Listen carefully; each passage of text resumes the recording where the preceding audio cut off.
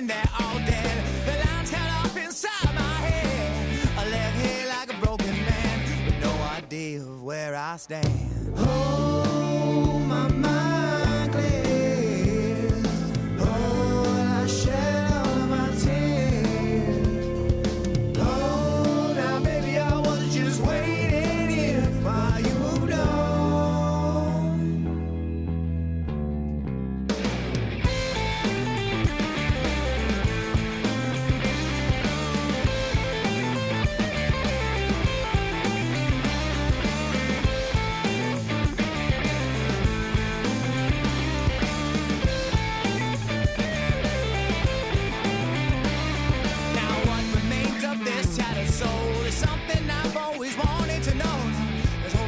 Security, this newfound freedom you kept from me. The sound of all your loaded gun. This heartbreak war has just begun. The sound of all your loaded gun. This broken man has already won. Oh, my mind clears. Oh, I shed all of my tears. Oh, now baby, I was just waiting here while you moved on.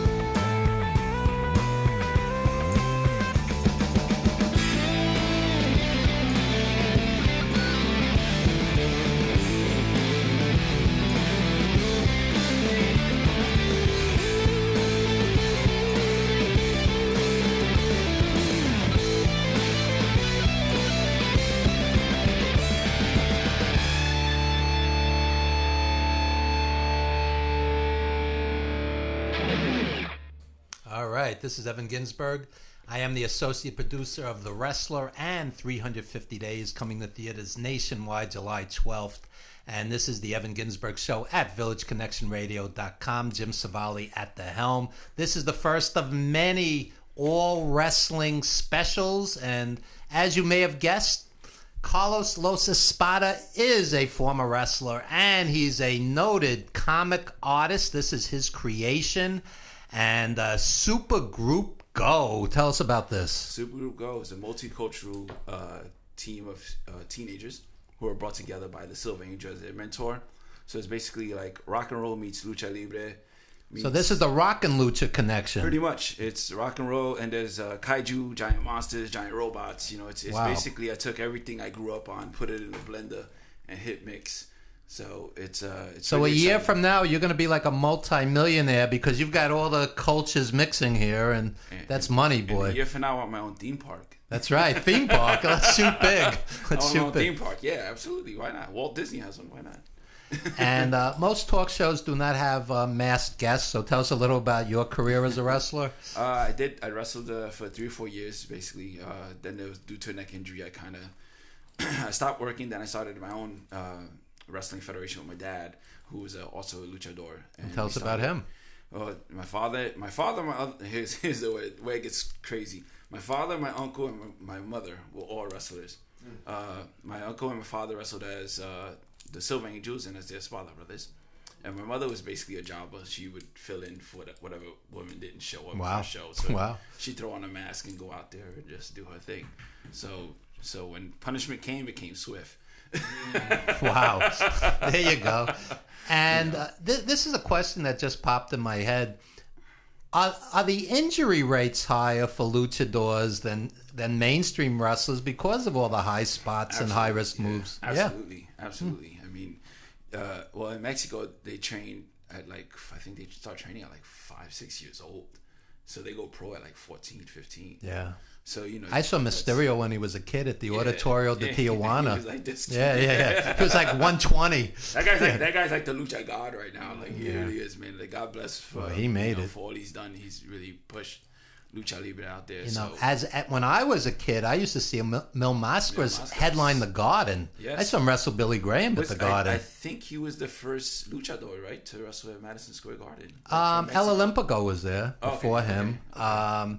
But El Olympico, they made take off. They actually cut his face off. He had the mask. They cut the facial part so you could see his face, which made no sense. Because the commission didn't allow it. Yeah. But Mill, he came in mask and he wrestled Billy Graham for the title 2 months in a row. And he was pretty regular at the Garden. Yeah. I mean, my dad did a run with him in Africa, and I think in Haiti they did a run together. Mill is still wrestling. Yeah. He's in his 70s. He just had his 51st anniversary, right? God bless you, man, sir. And it says something about staying in shape. And absolutely. Nikolai's wrestling at 70. Greg Valentine's wrestling at 69. Yeah. So they're still out. Jimmy Valiant still wrestles. He's 75. God bless. These are my buddies. They're tough. They're tough. And as a former worker, as a former wrestler, you get out of bed, man. It takes you 20 minutes for your ankles to adjust. Wow. To your body weight. But again, if you really think about it, guys like Jimmy Valiant and Nikolai, they weren't getting off their feet that much. Greg Valentine, the caliber of wrestler today is really heads and tails above what was happening 10, 20 years ago. You know what I respect? Guys like J.J. Dillon, who are 75 years old, they'll say the guys today are doing stuff that we couldn't have dreamt of doing. Absolutely. And AJ Styles, the guy's unbelievable. I mean, Okada. You're talking, these guys are, I mean, they're already, to me, they already solidified themselves as legends in the future for once. AJ Styles against Nakamura for New Japan at Wrestle Kingdom was as great a match as you'll ever see. You're never gonna get a better match than that. I mean, I applaud people to watch New Japan. You really want to see some really great matches, And so, I mean, I respect all that stuff, and I love all those guys. The things they're doing, I wouldn't even dream of doing back when. I mean, I'm an old school fan, and I prefer NWA of the 80s from much of what I see today. But at the same time, when you watch a New Japan show and Okada and Naito and Omega and the Young Bucks, I mean, this stuff's great. Yeah, I just saw the Young Bucks match with the Hardys, the ladder match they did. Holy smokes! Wow. Some of the old school some of the old school fans don't like the Young Bucks, but I think they're great. Oh, they're an amazing tag team. I think they're doing great things for the tag team division. And what motivated you to go into comics? That's a big jump. Well, I was a toy designer I've been a toy designer for over 25 years. Really? So it was a natural thing, drawing comic book. That's how I started as an artist. And then, I started just drawing. I used to draw comic. And then I basically, I lived with superheroes. My parents had wrestling masks. Yeah. Everybody that came over had wrestling masks. It was like living in a Marvel comic for me. Wow. Yeah. So it was a natural progression. And I mean, my dad, even though he was a huge Flash fan, and he used to design other costumes for a couple of indie guys and stuff like that. So he'd be at the table at 3 and 4 in the morning sketching, different masks and different gimmicks. And he also used to make the stacked belts for different little indie federations and stuff like that. So I mean, it was just a natural thing for me to go straight into comic books. The thing was, love lucha libre, and I love the pageantry of it. I love the skill of it. So I wanted to bring that, more into the American market with something kind of cool where we crossed over everything that I grew up on that I think is kind of lacking in the industry right now. Oh yeah. There's not a really content is kind of mindless, which is fun. Mindless fun once in a while is okay. But like each book has a moral of the story. There's always something to be learned there. It's very kid. The moral of the story is don't leave the house without your mask. Exactly. Right. Like Mil Mascaras. or a napkin to cover your face. I'll tell you, the times I went to the Auditorio de Tijuana, I had friends in San Diego, and I had an ex-girlfriend who was fluent in Spanish, and we'd go down to Tijuana. The fans believed. I mean, they really. It was part of the culture. Absolutely. And the artwork outside the arenas. Those are great nights, great experiences. It's wrestling and I'm sure people watching this are wrestling fans, but if you don't know, in Mexico it's very high. It's high regard. The wrestlers are very respected there. It's looked at as a very big profession. And when I was younger, I remember for career day we had to write a book report, and my book report was, "What do you want to be when you grow up?" Yeah, a luchador, be a wrestler, a rudo. And, yeah, and the teacher went, "What's a rudo?" The teacher wrote back, "This is not a career." Yeah, so the teacher's wrong. So my mother actually went and said, "Wait, no, listen. This is what we do for a living. This is how we put food on the table. This wow. is paid.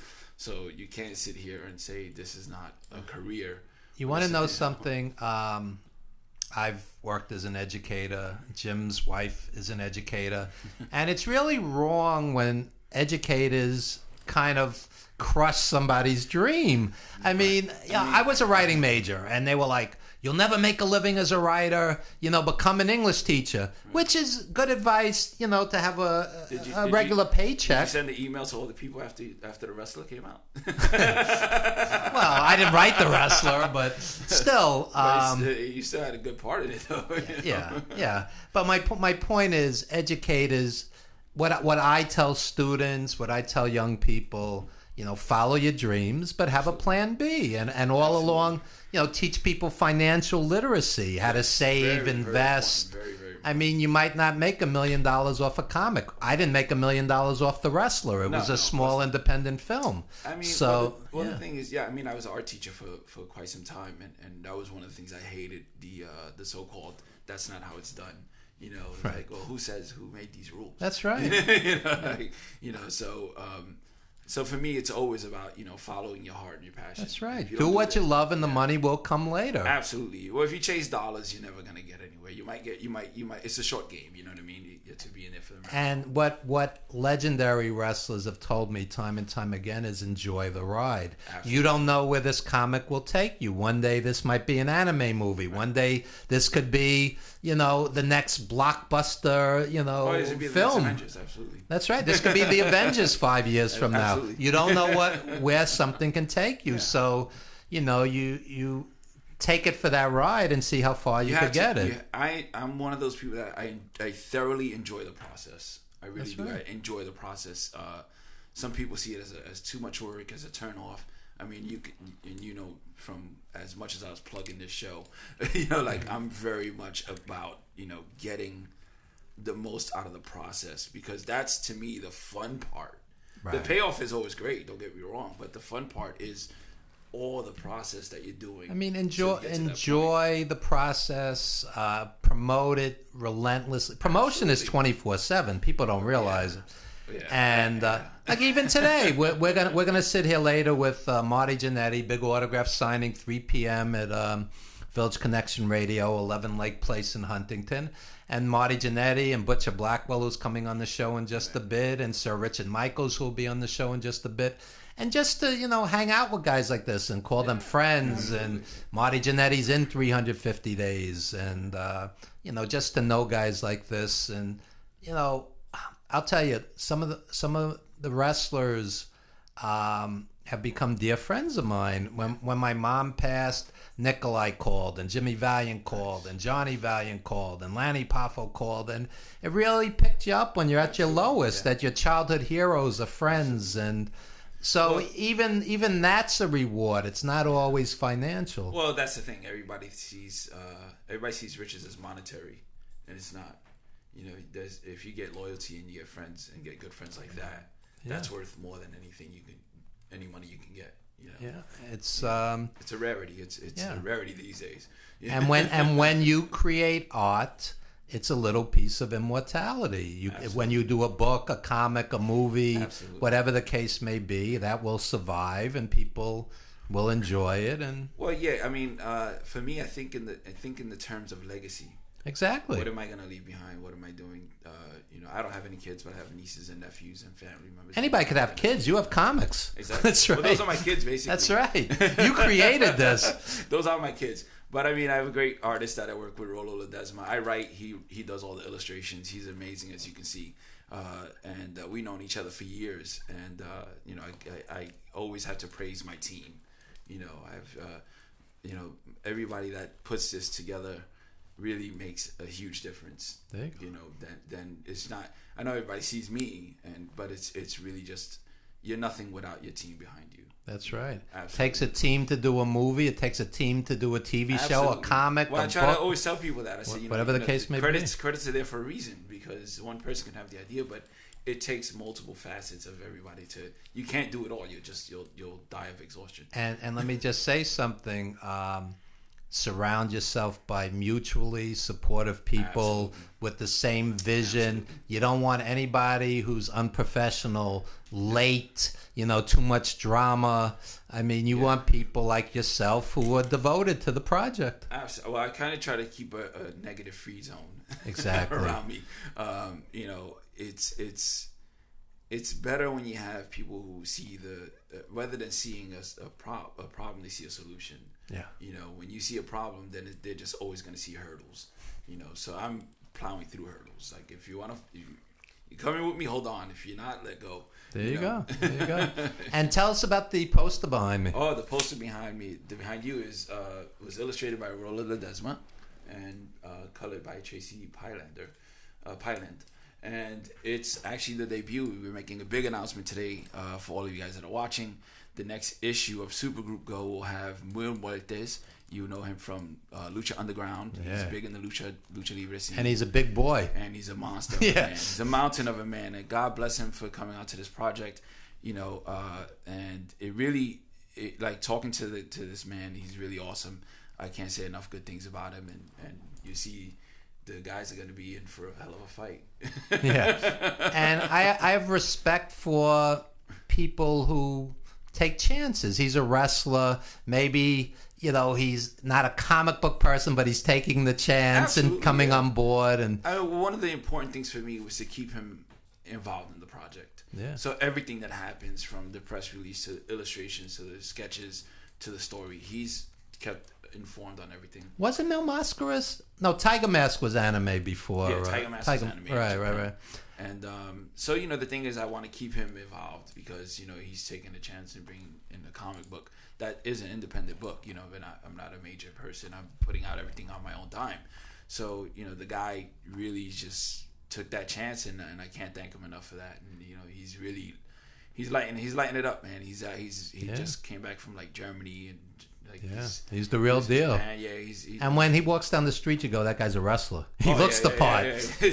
More like that guy's a mountain. Wow. So we want you to support independent art, independent comics, independent film, independent everything. That's pretty much our mantra here. Independent radio, villageconnectionradio.com. And plug anything you want to plug. Oh, no. I mean, you plugged this book, so. Yeah. Can I ask that we see a close-up of some of those rings? Because Oh, yeah. Oh, yeah, there you go. Right on here. Nice. Wow. You got Voltron. And did I you like did you those create rings, those, though. or where did you get those? No, really these cool. are just gifts, and of course, the TCB taking care of business, Nice. But I mean, it is important to support everyone who's doing their thing, because it costs us money. If it doesn't, and the other thing that I gotta stress, friends and family, it doesn't take money to support your friends. You can simply, share a post. That's share right. What they're doing. That's right. It costs nothing to do that. If you're gonna, most people share what Kim Kardashian ate for breakfast. You can share something that instead of sharing that picture of Kim Kardashian's ass, share a picture of Carlos's comic, will you? And it's funny you say that because we put 5 years into this movie, 350 Days. And which looks phenomenal, by the way. Thank you. We're going to show the trailer in just a few minutes. But, and I've had thousands of people on my various TV and radio shows over 30 years. And sometimes they won't move their wrist to share something. It's like, we're not asking for a monetary donation. I mean, it takes the same amount. Spread the word, folks. This is all independent. It takes the same amount of time as they share silly nonsense, But I think it's great, though, that Kim Kardashian's straightened out the prison systems, and Khloe's straightening out. That's right, and Khloe's going to straighten out the New York subway issues. But Kanye's got to work on himself because he's got his own issues. Kanye should run for president. You should run for president with the mask. Oh, man. That would be unique. Wouldn't that be something different? That'd be good publicity. Yeah. Why don't you do it? Yeah, why not? That last election was a total circus. They had 83 people running. I think I would get assassinated after my first speech. Why? Because I'd actually want to help people, and they're like, "No, we don't want that." Yeah. Anyway, I'm joking. Any websites? Anything you want to plug? You can check out losespada.com. And spell it. LOSESPADA.com. That's everything's on there. This beautiful shirt that I'm wearing. There you go. I design clothing. I design jewelry. I design toys. I have an upcoming toy line. So if you design jewelry, how come you're not wearing your own jewelry? Because I gave them away every time. That's the other thing. I give everything away. Yeah, it's a problem. You're a good-hearted mass luchador. But I'm a good guy. I'm angel face. That's right. But no, seriously, and then I'm working on an actual toy line that's lucha based. Wow, that'll be out hopefully by Christmas. Creative guy. Keep your eye on LosEspada.com. You're a Renaissance man. LosEspada.com. I want it all. I want theme parks. I want restaurants. I want action figures. I want movies. I just want Kim Kardashian. So I'll settle. But if you do all that, then you can get the Kim Kardashian. Supergroup Go, ladies and gentlemen. Support it. Support Carlos. And Carlos will be back on the show later. We have 2 hours. We're going to have magic later in the show, and we have a ton of wrestlers and wrestling journalists. 2 hours of wrestling action. And folks, I say this all the time. You missed the birth of your mother and father. 3 p.m. today. Meet Marty Jannetty right here. Village Connection Radio, 11 Lake Place in Huntington. It's right down the block from this beautiful park. What's the name of that park, Jim? Heckscher Park. Right down the block from Heckscher Park. So come on down 3 p.m. and meet Marty Jannetty. And we'll be back in just a few with more wrestling. The Evan Ginzburg Show. Thanks.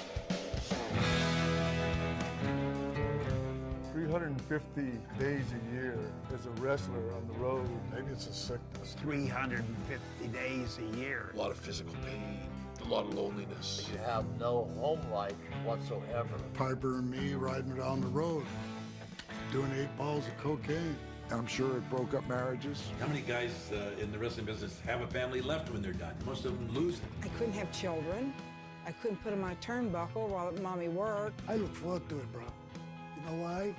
Because I love it so much. It's in my heart. When you're famous, you don't have to go look for trouble. Trouble comes knocking on your door. I hit the bars.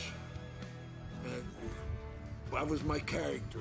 Sitting in a room with a bunch of wrestlers doing cocaine, we really got to know each other. I would take a lot of downers, and I did have problems with the downers. I'm embarrassed to admit it, but I was not a faithful husband from the first day, for the whole time on the road. I lived a double life.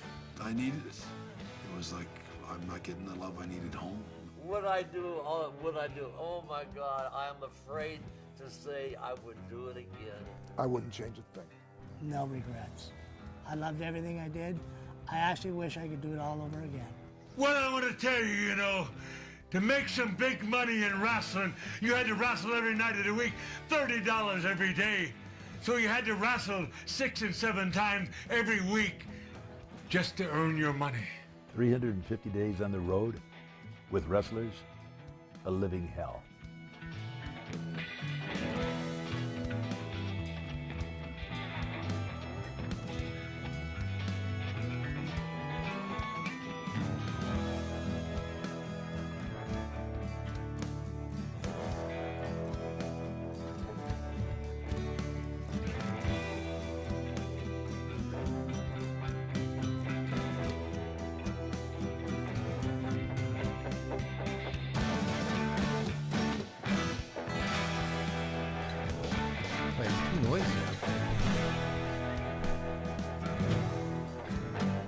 All right, this is the Evan Ginzburg Show at VillageConnectionRadio.com. And you just saw the trailer for 350 Days. It's one night only, nationwide, July 12th, Thursday, July 12th. Get your tickets now. It's going to be a sellout. And speaking of promotion, we have two wrestlers who, you guys should have been in the PR business. I mean, you guys promote like crazy, and we appreciate it. Butcher Blackwell, the legend, Great, and thank Sir you. Richard Michaels. And today at 3 o'clock, they will be here with Marty Jannetty for the big signing. And we want everybody to come out. Not only will they be signing and taking pictures, we have all kinds of free snacks. Wrestling fans like free snacks. Yeah, we hungry. That's right. That's right. And Butcher, this is your first time on my show. You're a Yeah. regular here at Village Connection. Tell you. us a little about your career. I started out in 1989. I was trained actually by my uncle Jerry Crusher Blackwell. He was great. Yeah. I saw him many times at the Garden and the Coliseum, and he moved great for a big man. Yeah. I pretty much tried to copy his style to a point because I was a big guy, and I know I was going to be compared with the name and everything. I remember him doing drop kicks. Yeah. He was like 400 pounds. Yeah. Flying elbows and all kinds of things. He was ahead of his time for a big guy. Yeah. So I mean, I trained under him for a little while. His health was at one point wasn't doing great. So he had asked Pretty Boy Larry Sharp if he could send me down and train under Larry as a favor to him. And I went and I trained with Larry probably about, I'd say it only took about a year. I just wanted to really focus on everything before I actually stepped out and, did things with the business. And I actually had my first match. I think it was in the end of 1989, 90. And I'm not sure. I think it was like Ocean City, New Jersey, on the boardwalk or something, if I remember it so long. And you've wrestled some of the greats. Tell us about some of the people you've wrestled. I have wrestled the Junkyard Dog, Bret the Hitman Hart, the Anvil in a tag match, Coco Beware, Bam Bam Bigelow, King Kong Bundy, SD Jones. SD Jones was one of my favorites because it was actually the first time I was stepping in a ring with probably someone that was so well known. Right. And we actually worked at the Nassau Coliseum. Really? And it was in 91, I believe. And great match. It was a lot of fun. I saw SD Jones wrestle Johnny Rods 312 times. Yeah. I just made that number up. But no, you're pretty close, accurate. Yeah. Yeah. And Sir Richard Michaels, you've wrestled some of the very same people. Tell us about some of your career highlights. Well, I guess probably my first ever WWF match was with Sergeant Slaughter. Yeah. How great was he? As a heel, early 80s? That was Unbelievable. during his time when he was the anti-American, when he was with Colonel Mustafa and with the Sheik. Right. So I went into a match. This was before the match Made in Hell. And as they would call me, I don't like enhancement talent. To me, that's like that George Carlin thing with adding on syllables, just blah, blah, blah, blah. Call me a jobber. I don't care. I wear that with a badge of honor. I have a T-shirt that says that. That doesn't insult me. But I go out there, this first match, Sergeant Slaughter. This was going to be before the big pay-per-view. Remember when you actually had to call and get yourself on the list for the pay-per-view? Now it's different. So that was a big thing. There's only a couple pay-per-views during the year. Now they're like every other couple of weeks. It's like, whatever. So I come out and they turn, and he's coming out, the whole entourage with them, and I just went in getting beat from pillar to post, bang, bang, bang. And at that time, I was doing the Ric Flair bump, where you get thrown in the corner, flip in the corner, hook it, run to the rope, climb up, and then throw me over and do the body slam. Did that. Did a few other things. I think he got that from Ray Stevens. Well, well, everybody emulates people that they see. I mean, I liked Kurt Hennig was one of my favorites. Oh, yeah. Hennig was great. It was amazing. That guy could wrestle a broomstick. You know, the legends, when I interview the legends, many of them say that Ray Stevens was the greatest of all time. Yeah. Ray, wow. I mean, I can remember him when I was 7, 8 years old, you know. He was unbelievable.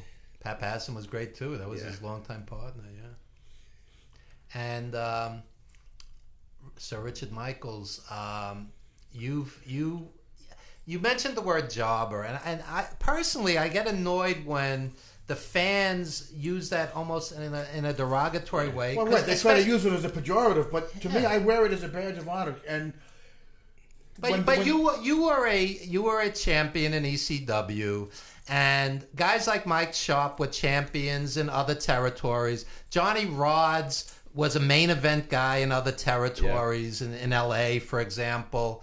You know, so the term isn't really fair if you don't know the wrestlers' careers. Guys like Jerry Valiant, Butcher Paul Vachon, these were main event guys in the huge stars, and the fans see them when they're older, and they're used differently in the then WWF or WWF. And to me, you're making a one-word judgment of somebody's career without knowing the entire career. Yeah, exactly.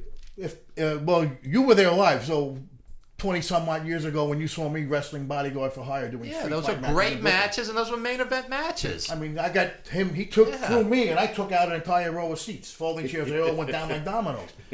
So, I mean, we did stuff like not what they're doing now, the flippity flop spot monkey jackasses. I don't care for these video game guys, but that's what to me, they're video games. Yeah. There's no fan interaction. The only time a fan gets interaction is when a guy nearly breaks his frickin' neck doing some dumbass high spot that has absolutely no meaning just to get a holy shit chant or that was awesome. And other wrestling fans that appreciate wrestling telling a story, coming out there, knowing who the heel is, knowing who the face is, enjoying heckling the heel. I went to a show where the heels got heckled and they were crying like bitches. Come on. Yeah. Come on. Well, they called me fat. You are fat! For Christ's sake, have you seen yourself?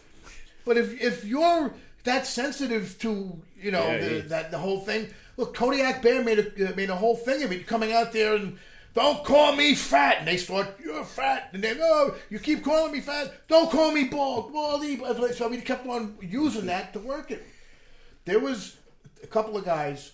I'll just give you an idea because this is when I was in. There was ICW, not the one with this Jack Sabbath guy, but International Championship Wrestling with the Savoldis way back. Oh yeah, so these guys, Tony and Val, they were the Undertakers. It was tag team, two big guys like him, and they did their thing, and then all of a sudden that one, what is it during Thanksgiving? Survivor Series, not Survivor Series, or. I'm not sure which one it was. Survivor Series. Survivor Series. That's when the Undertaker made his debut. Two of those guys shit themselves. What the? They sued and they ended up doing stuff like house shows and other stuff. Maybe they think dark matches. But I remember being Vince McMahon. I remember seeing him in the back when they were getting ready to do one of their. They were called Double Trouble. Was their tag team thing? Yeah, I remember them with their sweatsuits on, and. They were coming out with that and a couple things, and finally, on one of the TV tapings, Vince says, "All right, scrap the Double Trouble when these guys come out this time. You announce them as the Fat Boys, Tubby and Chunk." Oh, really? And they come out to that. So I'm thinking, okay, I'm a big guy. I'm nearly 600 pounds. I mean, come on, let's not mince words here. So, I would have taken that opportunity to go to the concession, grab a hot dog, grab a banana or something like that, eat the thing, rub it in my belly. At this point, can you really be insulted with that? Maybe if they rolled with that, he ribbed them, and they rolled with it, maybe they would have had a job and lasted. I don't know. But, certain things that you do, you come out there to entertain people, but they don't run the show. It's like going to a Broadway show and someone doesn't like someone blows their lines and they start doing a "you fucked up" chant. You don't get those kind of stuntmen. Don't get. Actually, I was at a Broadway show Friday night and a guy messed up his line. I actually saw that. Saint Joan, good play about Joan of Arc. Except the ending was pretty grim, but anyway. What I'm saying is that the wrestling fans are fans, and of course you want to give them what they want, but you can't give them everything they want because then what do you give them the next time? Yeah. There's times when you remember these old school matches, the guy drags the guy up by the head up to the balcony, he makes it like he's going to throw the guy off, and then he drags him back down. Today they actually throw you off the balcony. Right, exactly. Ooh, get that get that pop for that $20 hot dogs and that hospital visit with no health coverage. Good payday. Nowadays, forget it, man. I've seen so many videos on like YouTube and stuff where it's ridiculous. To me, it's like an insult on the sport itself. Guys jumping off the top of the rafters. The other guy's laying on the table, and the guy's up like 15, 20 feet. He jumps off to do like what's it, Satan or whatever, some kind of a flip, and he misses. He comes down and he totally misses the guy, and hits the concrete on his back. And the guy's not moving. He's like seriously injured. Brilliant. And I'm going, what the freak is this? Well, that's what That's what I'm saying. The comic book nerds have taken the business over. In New York State, wrestling was regulated, and I lamented on this several times when I've come to the show. And before, you had to go to a recognized, legitimate wrestling school, number one.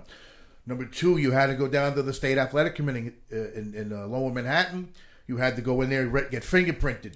You had to get registered by the state, get a background check. Once that was all approved, then you needed a letter of recommendation from the wrestling school saying that you're competent enough to compete in the ring as a professional wrestler, knowing what that business entails. Yeah. So that was the basic level of quality control. So having it done in that respect, a lot of these guys that are working now in the state go to seminars. Yeah. Or, teach themselves off a videotape or do stuff in their backyard without proper training or proper etiquette or knowing proper how to conduct yourself in the locker room with the boys, with veterans. Yeah. So it's the cosplay people are like coming in, and because there's no regulation in New York State, that's why you wind up with wrestling. You look at the guys that are coming out, they're like this. Yeah, back in the day, you wouldn't even be able to get in the front door if you weren't like 290 pounds, 300 pounds. Well, I mean, do you remember when they gave you the boot when you first came? You went in there, it was like getting jumped in a gang. Everybody beat the living hell out of you. Yeah. So they wanted to see if you were just a jock sniffer coming in there, to try to like hang out with the boys and stuff, or you actually really were serious about doing this. And it discouraged a lot of people. I'll give you an example. This was great. Like when this whole hardcore thing gets started, now American white kids are stupid. They emulate ridiculous. Not all, many, not all. From what I've seen on Facebook, a lot of them. The things we agree on the on that. show are not necessarily what the station promotes. Hey, look, if I was able to record myself as a kid, I would have been one of them. All right, so let me be the first to say that. But can I ask one thing, Sir Richard Michaels? While you're talking, can I put this great picture of you up? I don't know. Am I wearing from the poster that we have for today's event? Well, I hope because when I saw this picture, I was like, "Who the freak is this?" Yeah. Well, by all means, keep talking. Here we go. A little like Shawn Michaels' brother, which a lot of people thought I was at the time, and I didn't plagiarize on that and try to use that. Some people are, why don't you use it? I said because it's not the right thing to do. Yeah. I don't want to get a name. I end up going to a show and there he is, and it's like, hey, I heard you're this guy in the Indies doing this, and I'm gonna have heat with a guy. Well, you know who does that? I mean, I respect him. He's a great wrestler. Paul Lee. Oh, the guy that does the Ultimate Warrior ripoff. Yeah, well, no, he does Ric Flair. Oh no, Ric Flair. Right, you're right. He does the total whole gimmick. He wears the robe. He's got the blonde hair. He does the woo. And I mean, why do you want to take someone else's character or build yourself up on somebody that's already lived this? I mean, you can't. You're not. Plus, you're never going to touch Ric Flair. Exactly. Well, the only thing I think he could do with this, if he really markets himself correctly, would be like when Ric Flair was met the Happy Hunting Ground, then he could be like an Elvis impersonator, but only Ric Flair. And then you have that left. So we'll have this gem. I mean, later on down the road. I've never seen him, so it's hard for me to I've only comment. seen the promos, and his whole house was set up like. It's crazy. You know what? That's his thing. He's not hurting anybody. No. I mean, but he's probably happier than most people. Well, yeah, I mean, it does feel good to just get back and woo. I mean, Bobby the Brain Heenan did it all the time. Yeah, true. And Butcher, when you look back at your career, tell us about some of the great matches you've had. Oh God, one of my favorite ones that I have that I actually have someone recorded it for me. I want to say it was like 1994. We were in somewhere in Baltimore or something, and it was I worked with Bam Bam Bigelow. Oh yeah, he was great for a big man too. He at first he didn't want to work with me because he said he had a lot of heat going with Larry Sharp at that time, and Larry Sharp is the person who trained Bam Bam. Monster Factory. Yeah, and since I came out of the Monster Factory from my uncles, after I left Georgia, Bam Bam when they told him, hey, you're going to work with Butcher. He come out of Larry Sharp's Monster Factory. That's Jerry's nephew. He goes, he's out of the Monster Factory. He goes, the only reason I'm working with him is because of his name, on who he is. I know that it's a lot of respect in that family. He said, but he goes, if other than that, I wouldn't work with him because he just had this thing with Larry. And we worked the match, and he came, after the match, he came in the back, shook my hand, gave me a hug. He goes, brother, let me tell you something. You move just as quick as I do for a big guy. Wow. And your style is so similar to your uncle that it just blew me away. I can't believe how quick you move, And it was just a great compliment, Yeah. The match went so smooth, and I mean, it was like a poetry in motion kind of thing, And I just, it was one of my favorite ones that I've done. That's great. I worked with King Kong Bundy was another favorite. I worked with him probably 4 or 5 times. And let's flip it. When you work with somebody who's much smaller, faster, more acrobatic, how do those styles mesh? Oh, that's perfect. I mean, that's something that I learned in the business. I'm so agile that I would train with a lot of guys that were smaller than me and quicker, which would make me a lot quicker. And I would try doing, like high flying moves, flying head scissors, which you don't see. Right. I was able to get up to do it, standing drop kick right to the face, just doing quick high spots, and it was just, it helped me cardio wise too, working with a lot of the guys that were like lightning, in the ring. And I mean, I would die after a couple minutes working out with them, but it just built up again. You build that cardio, and you dedicate yourself to it. If you want to really, I look at something and say, I want to be able to do the drop kick to the guy's top of his head. It's impossible. Look at your size, your height, and everything, and your weight, and all. And I focus. I would start at like the middle of the chest during, like when we worked out in the gym and stuff, in the ring. I would start low, and then I'd have the guy hold his hand up, and I'd hit the hand with the drop kick until I was getting up there, and eventually, Wow. I did get to where I want. So, if you really focus on what you really want to do and really dedicate yourself, you could make something really. So you defied gravity. That's awesome. Yeah, it's awesome. Yeah. And in our last segment, Carlos Los Espada was showcasing his jewelry. So why don't we do that, Jim? He's got some great jewelry here. Where'd you get that? Actually, I got this one from my uncle, not Jerry, but one of my mom's brother, my one uncle. I like skulls, and I'm just fascinated by the style. So I got that one. And then later on, my sister had got me as a gift the same thing, kind of a little bigger one to match. But this one here is my favorite. It's just basically, black turquoise type thing, or not turquoise. I'm not sure what but it's got the Sir cross. Richard Michaels is not a jewelry guy. He I has can to say show off his jewelry now. That's right. What do you got there, Sir That's Richard it. Michael? That's it. He's got a wedding ring. But hang on a second. Yeah. Are we in a gun-free zone? Because Yeah. I might be arrested.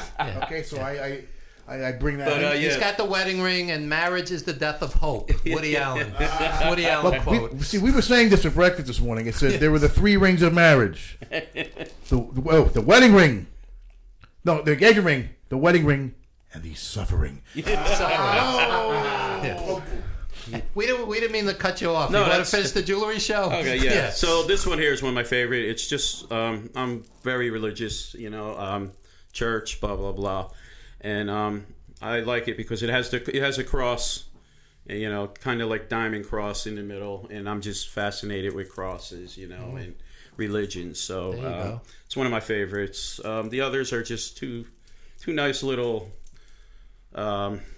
things that I liked when I saw them. And speaking of religion, this is a Jewish star, and you're not going to be able to see this, but it says #1 wrestler, and this was from Tiger Khan. Oh, wow. After he died, his mother gave this to me. Really? And I'll be Wow, buried that's- in this. That's amazing. Yeah, that was one of my Tiger dearest Khan, man. friends. Yeah. Oh.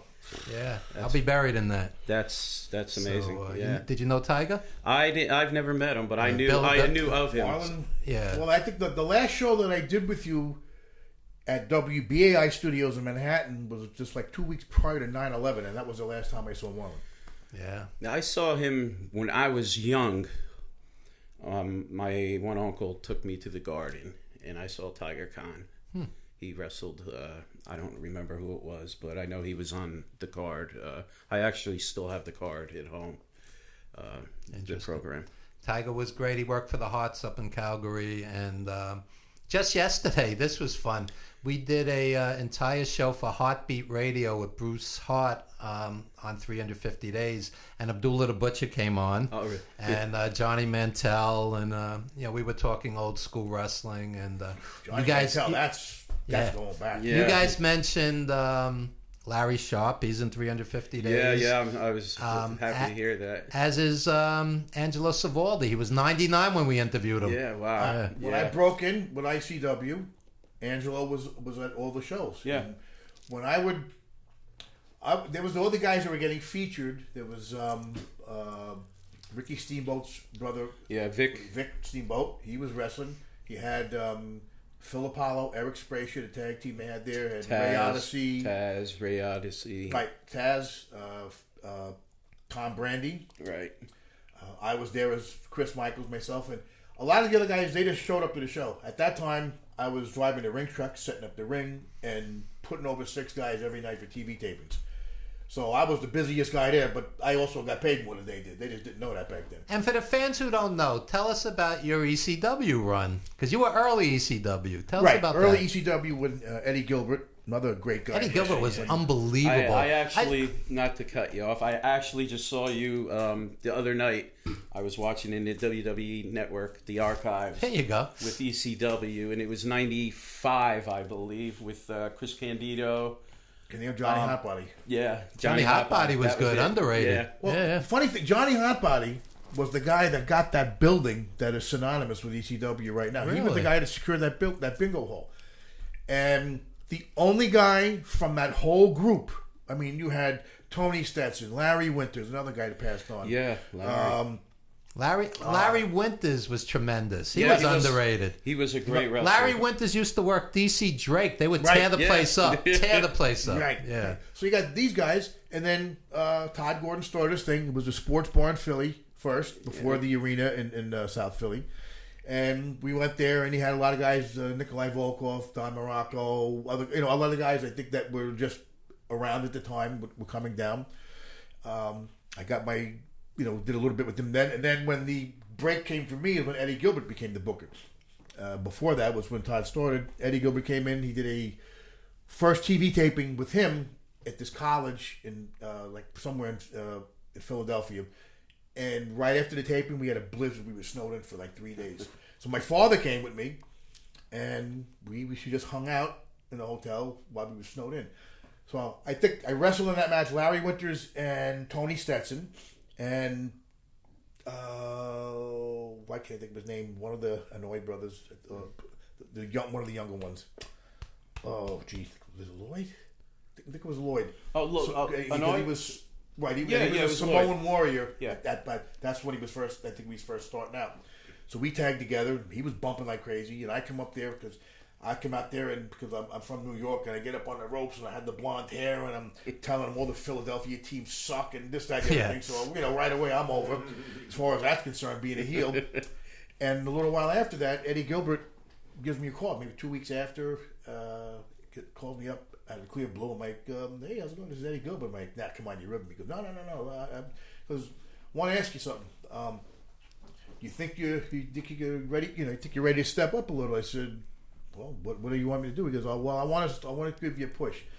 I like your attitude. I like the way you came out. You remind me of me when I was first breaking in and how I was doing my thing. And I'm like, wow. Yeah, what a compliment. Just to hear him say something like that, I was like, wow. Eddie Gilbert was tremendous. I saw him wrestle Terry Funk. Unbelievable. Oh, yeah. So, he was like, look, we have a tag team in here with Chris Candido, which I knew Chris on the Indies before that anyway. And then there's other guy, Johnny, who I knew.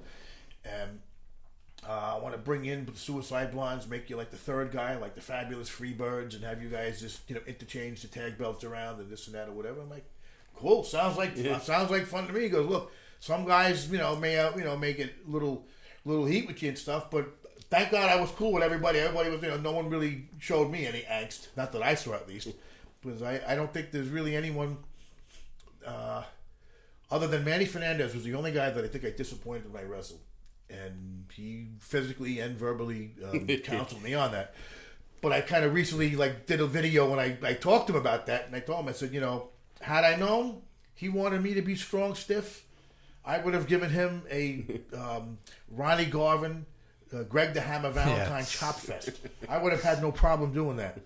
So if it happens in the near future, we'll do that and grab a steak and a beer afterwards. I'd enjoy that. There you go. Manny Fernandez was tremendous. I just see him in Philly every month with the NWA. He was great. And he's still going too. Yeah, he's a tough guy, boy. Yeah. I just want to make a real quick correction. It wasn't Tiger Khan. It was that I saw. It was Tiger Chung Lee. There you go. Those are two different human beings. Yes. Two different tigers. Tiger did work a dark match at the Garden.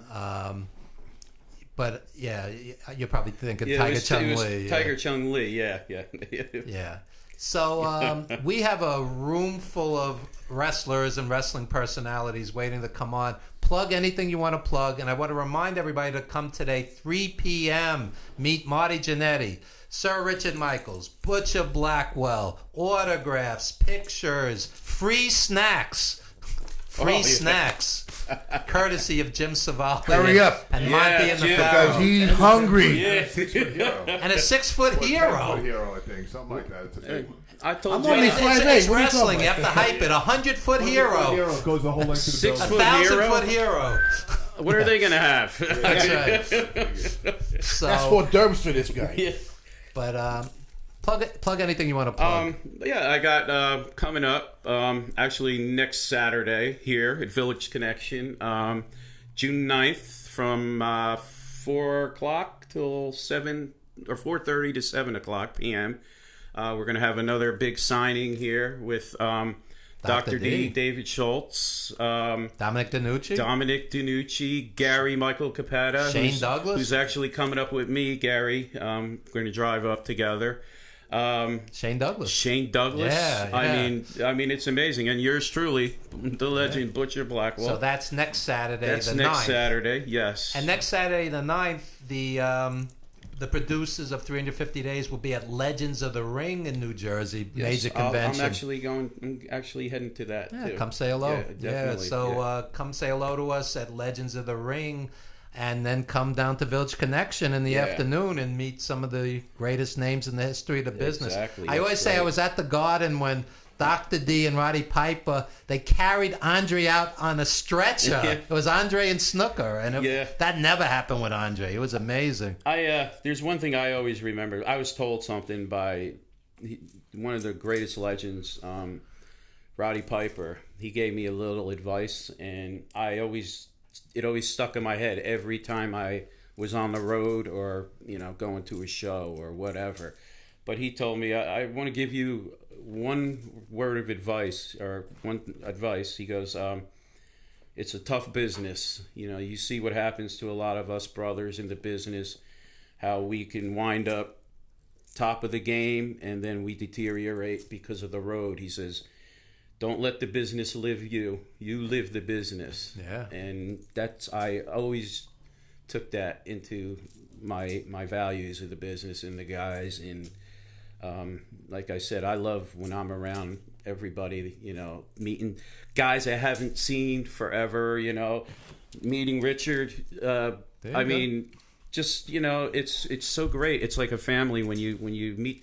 You know, you can talk on Facebook and, you know, you communicate, but when you see them, you see the guys in person, you know, it's like, wow, how you doing, brother? So come out 3 o'clock and meet these gentlemen and Marty Jannetty. It's 11 Lake Place, Village Connection Radio in beautiful Huntington, Long Island. Yes. And while we're in plug mode, I just want to tell people we're having a press conference right here at Village Connection Radio. That's Monday, June 25th from 5 to 7 p.m. And we're going to have some of the legends from the movie and the producers and media and maybe free snacks, because free snacks are always a draw. I'm there. Free snacks always work. That's right. So that'll be broadcast live worldwide, villageconnectionradio.com.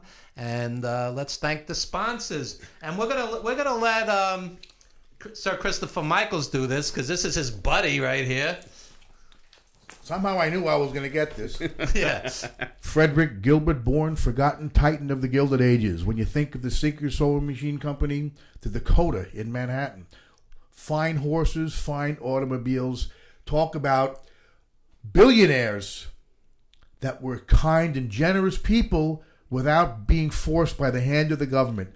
This man was a tremendous philanthropist who did a lot of good things for his community. He did the right thing because it was the right thing to do. And this was before we pay taxes in our country. And he was an interesting guy. He was a sportsman, equestrian, race car driver, yacht guy. Also, he had a chance of being a pugilist as well. Yeah. He also was He was fertile as the spring, as a wheat field after a spring rain. He had the strength of 10 men. These are Letterman jokes. Anyway, no, but he was a great man. And if anyone who lives on Long Island, a lot of Long Island history, things that go past. You know, like read about people that actually were, when you could say America was great when there were people like him. You need more people like him. Ruthless, crummy, rich people running this country. Yeah. And this is a Republican saying that. Wow. He's a Republican voter saying that. I personally Call it feel as you see it. You have to. If you're gonna, you just can't part sides against one another. It's like religion. You're a Jew, you're a Christian, you're a Muslim, and you're like pitting against one another. It's like, look, we have common ground someplace. So stop setting absolutes on the right and the left that for some extremes, people are nutcases. Let me say something very quickly about religion. Religion is variations on a theme. You meet with your family, you eat a big meal, you give presents, maybe you fast, and you pray to somebody. It's variations on a theme. There's no reason to kill each other over it and fight over it. And well, most commonly in all these religions, what is the main focus of it is loving one another. So how does it somehow lose it in translation just because you're of a different belief? Well, it becomes I'm the chosen one, you're the chosen one, he's the chosen one, and that's what the fighting becomes. It's kind of like gangs. Yeah. Yeah. But it's ridiculous. And I've worked with people, every race, creed, and color, and people all want the same thing. You want family, friends, a nice place to live, food on the table. Good people schools. Are people. Good schools, sex, and lucha libre. That's what people want, lucha libre. It's a joke. Anyway, we're going to wrap this segment up, and we're going to bring these gentlemen back later. Do a little magic. We have a mentalist. This guy's amazing. So have you ever done that before? So that's good. There you go. So put away your spoons, people, because you will bend them. That's right. And do me a favor. Get out there in July and go see this movie that's coming out, the 350 Days. July 12th. One night only. That's 12th. Thursday, July 12th. Just get your asses out of the chair and go see this movie. And if you don't, I'm coming for you. I'm going to drag you out one by one. We're going to put you in the seats. Take it from someone who has 350 seen days. the movie. I have seen it. And let me tell you, it moves, it flows. You will not be disappointed. Some say it was too long, but for the avid wrestling fan, it won't be long enough. Yeah. Make sure your fanny's in that seat, popcorn in hand, and a Diet Coke. You fat MFer. There you go. That'll motivate them. That's right. That'll get you out. And, because I'll be at one of those theaters. You can come talk to me, okay? And let me just very quickly say what's buy you going a to Coke. happen when you go to the theater. There's going to be trivia on screen. Then J.J. Dillon comes out and introduces the movie. Then the movie's about an hour 50, give or take a minute or two. And then after the movie, I'm on screen interviewing J.J. Dillon for 20 minutes. That's awesome. And he's talking about Bruno and Piper and the Horsemen and comparing wrestling then and now. So this is a unique experience. FathomEvents.com and 350daysthemovie.com. And at FathomEvents.com, just punch in your zip code and you'll find the nearest theaters to you. There's 3 in Manhattan, there's 3 in Long Island, and every major city in America. 350 Days, July 12th. And that should about do it for this segment. And we're going to have more wrestling. This is a 2-hour wrestling spectacular. And Richard Michaels is still cutting promos there. Also available on Amazon Kindle. Buy the book. There you go. Let's go have a beer. All right. How about do it for this segment, folks? Thanks, guys.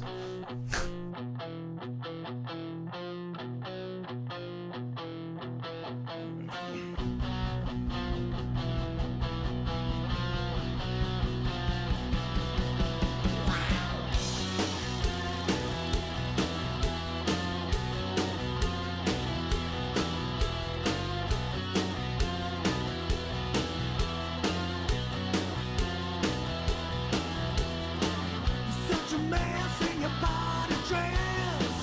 Smell the scent, sweet success. On the scene in a limousine. Social nights with the divas and queens. 2 days gone, what went wrong?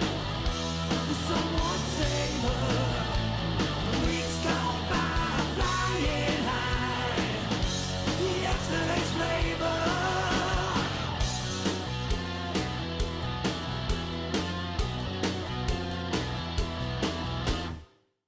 Take a trip down the Sunset Strip. Shutter clicks and your backbone slips. The camera's live in your bedroom live. A little spice for the front page lies. Mom and dad are twice as bad. Who's in and out of rehab? Situation's oh so sad. It's quite the train wreck. Damn if you do, damn if you don't. Hollywood's gonna go through. Damn if you do, damn if you don't. Hollywood's gonna go through. Hollywood's gonna go through. Sang a hit, give your face a lift. The morning's bliss, now you're counting your cribs. So entertaining with your status and fame.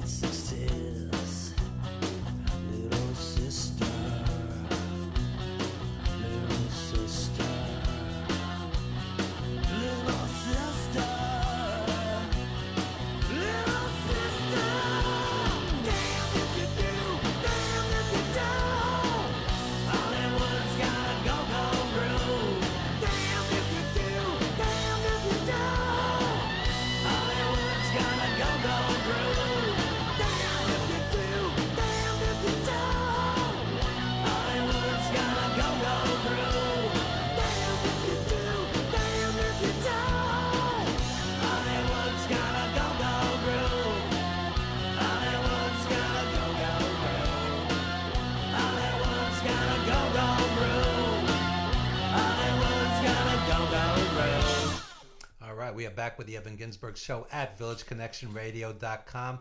And Jim Savali, tell us who we were just listening to. We were listening to Grim Jack, and that's called Damned is the name of the song. Those guys are great. And we opened with Fresh Squeezed Lemonade. That's great for a Sunday morning. There you go. And we are joined by the two surviving members of ZZ Top. No, they are Monty and the Pharaoh, with the Pharaoh sitting closest to me.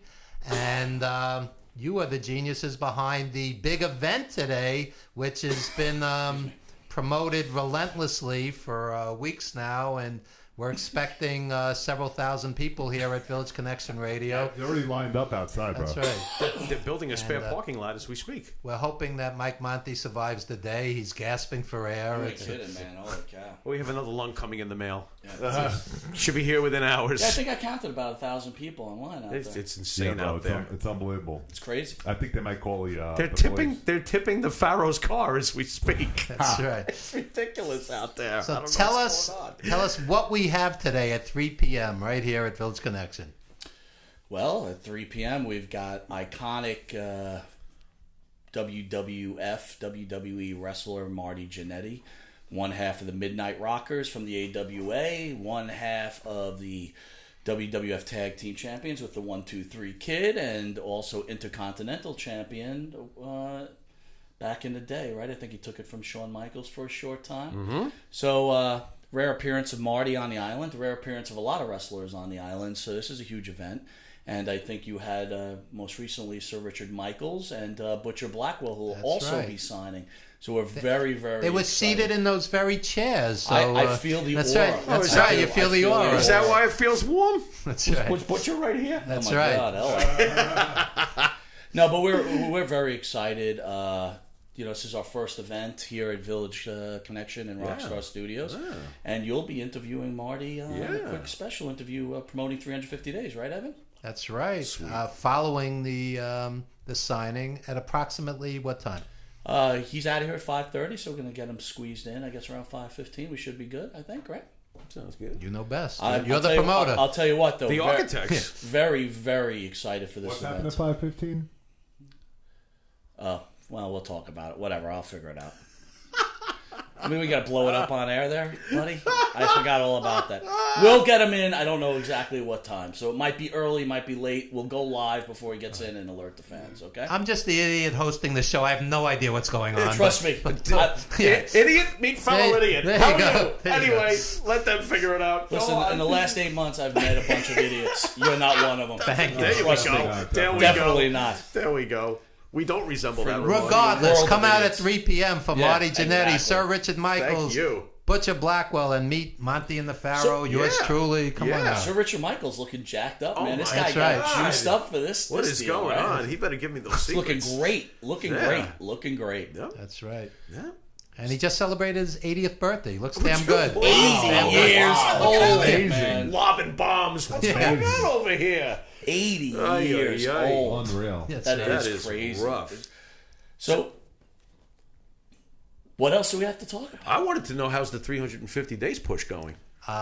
We're pushing. We've been relentlessly doing media, and we want you guys to be part of the big press conference June 25th, right here, 5 p.m. Pleasure. Very excited. That's Monday, June 25th from 5 to 7. We're going to broadcast this live, and the reason it's 5 to 7 is we wouldn't want wrestling fans to sacrifice 1 minute of Raw because it's sacred. Oh boy! Yeah, that's a great idea. Laced in That's a great idea. sarcasm.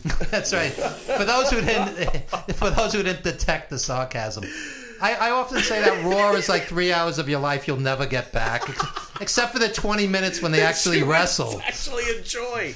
Oh my God! And this week you didn't even get that 20 minutes. Basically, this was a rough week. It's like the world's worst talk show. It's this week was God, I hate to painful. pile on right now, but This it's week was bad right painful. now. So Painful. it is what it is. As a radio guy, I just don't understand why they always put on the worst talkers.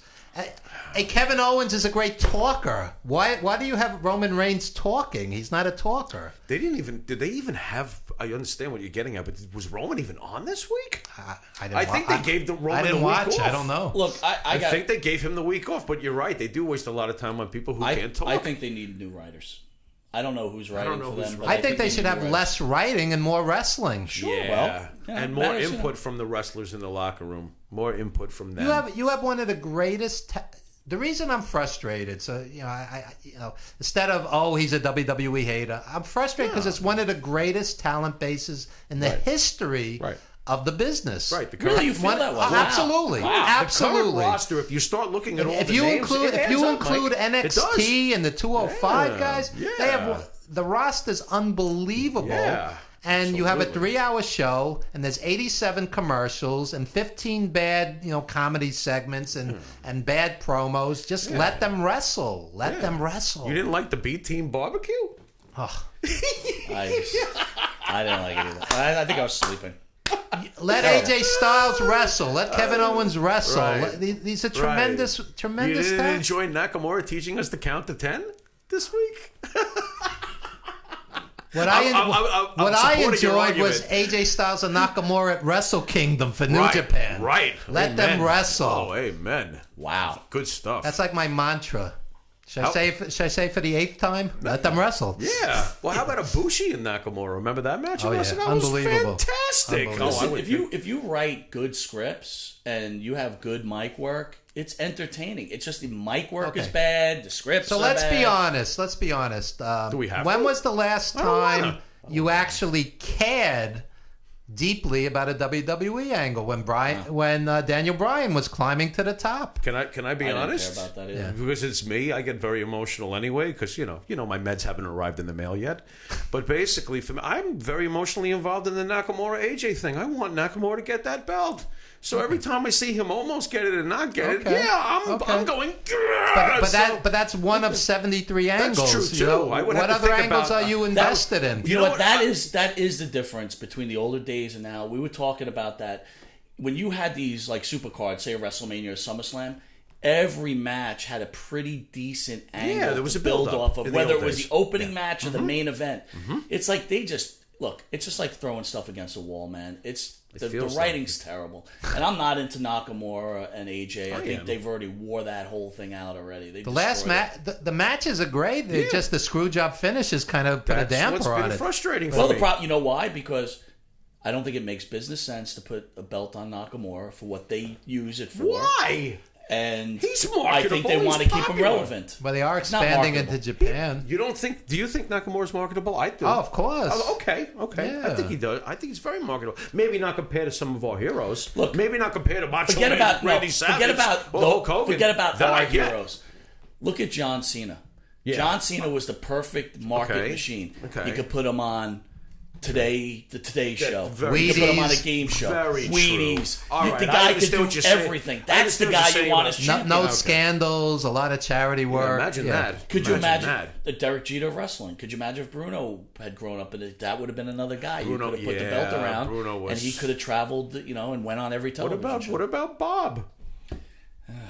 I know we can't stand Bob Backlund, Mr. No, I Harry love Duty, Bob but he's Backlund a now. good image for what But I gotta corporate tell you, sponsorship that would want, right? growing up, I Oh couldn't yeah, take it. clean cut, all American boy. Right. Let me just say something about Backlund since I went to his entire reign Yeah. pretty much monthly. Backlund was great when he had a technician in there. When he was in there with a Greg Valentine, a Bob Orton, a Morocco. Okay. But when he was in with the big lumbering super heavyweights, he couldn't carry them like a Flair could. So you were at the Garden Every month Okay. almost. So name me a because I'm thinking I remember every match being great, and I hated Backlund. No, I wouldn't say they were great. Well, name one that you really were disappointed in. Were there any matches where Backlund had a bomb match? I didn't think Backlund and George Steele was high art. I mean, Okay. honestly. Do you It's a really good point. I wasn't thinking about remember George Steele. that match? Yeah. I remember Backlund like running away from I him think because George was. it was a one and out with Steele. I think, on that run. Yeah. But that's a really good point. What about Backlund versus Jesse the Body? Yeah, I knew you were gonna call that. that. I Was love that match. disappointing. I love that match. That match annoyed the hell out of me. Backlund and Butski. Ivan Koloff was really good. I can't really to tell Oh, yeah. you the truth. I was engaged in every Backlund match. Backlund Adonis was great. Oh, Because my Adonis was a great worker. That was fantastic. Here's another underrated one. Backlund, Buddy Rose. Buddy Rose. Buddy Rose was great. Buddy Rose was great. Boy. Oh, We're my really God. marking out old school songs. Yes. folks. Right. Yes. That was some great stuff, though. But That you know was what? Wait a great. minute. They gave him. I think they gave him 3 matches, but I will tell you, I did not enjoy the Backlund Superstar Graham rematches He returned when he came back years later with the shaved head and the kung fu bit. Graham wasn't himself in the early 80s. Yeah. Graham really, in the 70s, as champion, I would say month after month, and the charisma was off the charts. He was tremendous. He was great. And Billy Graham's the star of 350 Days. Absolutely. Billy Graham and Bret Hart. Do you realize how much heat I caught from him when I got him into wrestling in 81 or so? So he didn't see the great Billy Graham that you were just describing from the 70s. So when we read in a magazine, Billy Graham is returning. And I did see the great Billy Graham that you just described. So I said to him, oh, wait till you see him. Oh, he's up. Dude, he's flamboyant. He's got the blonde hair. He's fantastic. You're going to love him. He shows up bald doing kung fu. Yeah. He killed me. He's like, this is the great Billy Graham. Mid-80s, he was kind of back to himself with the tie-dye. Right, he got really cool again. Yeah. He got back to that. But I charisma off the charts. I will Graham say the really proof of the got some heat. charisma. My wife, not a wrestling fan. We were watching the Andre the Giant documentary, and they have a little clip of all the older wrestlers. I guess they got like some kind of disco song playing. I forget what song it was. But Graham comes on instantly. She's like, "Who's that?" Oh, yeah. Instantly, she was like, "Who's that?" Yep. You see, you can't manufacture charisma. No, you either you have cannot. it or you don't. Yep. right. Graham's was off the charts. It was. And people forget there was no pyro, there was no music. Graham would just walk down the aisle and the building would shake.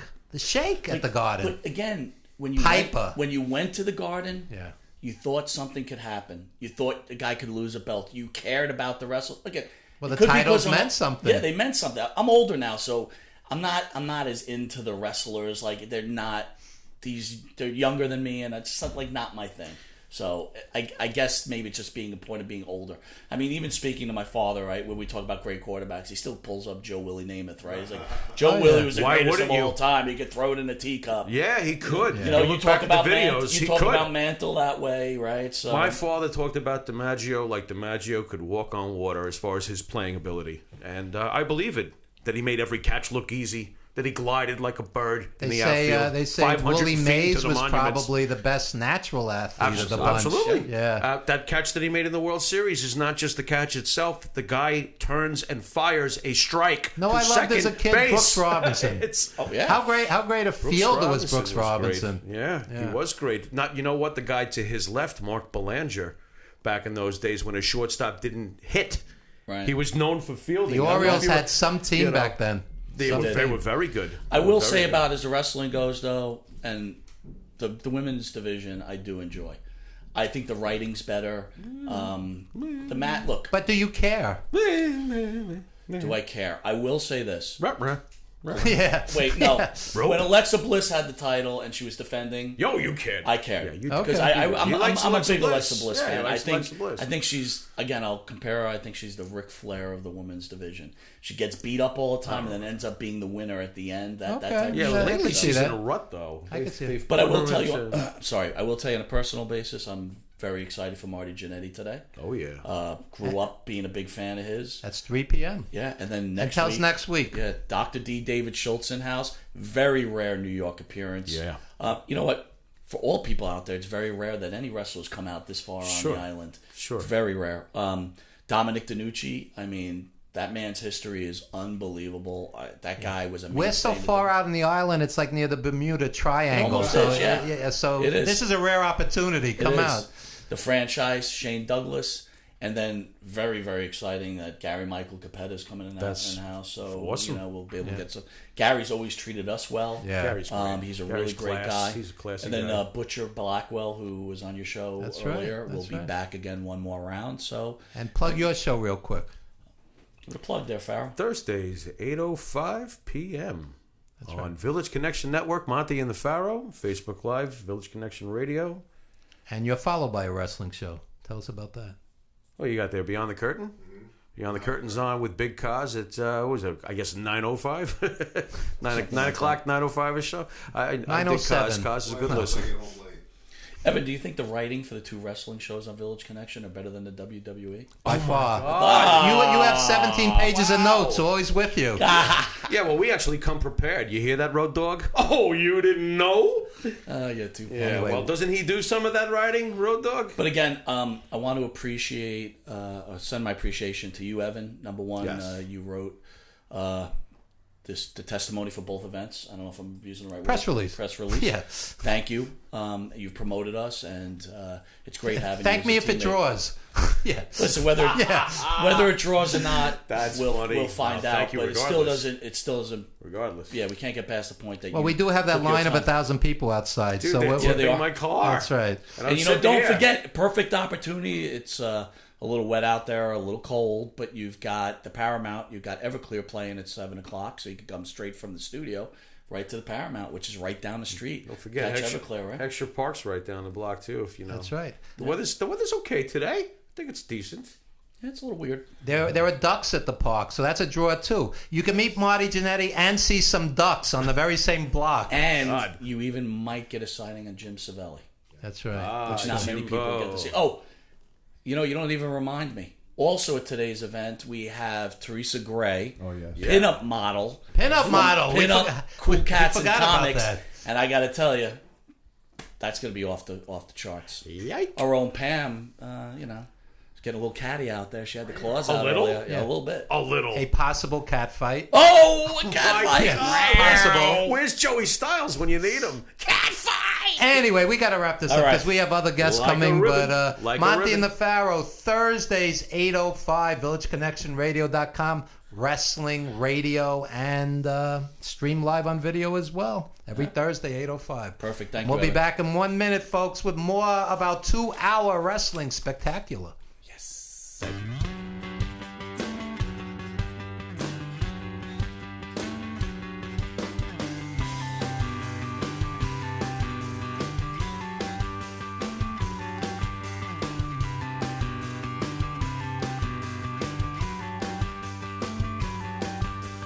You've got me good in a hole that I just can't diffuse. But I know, the tricks up your sleeve.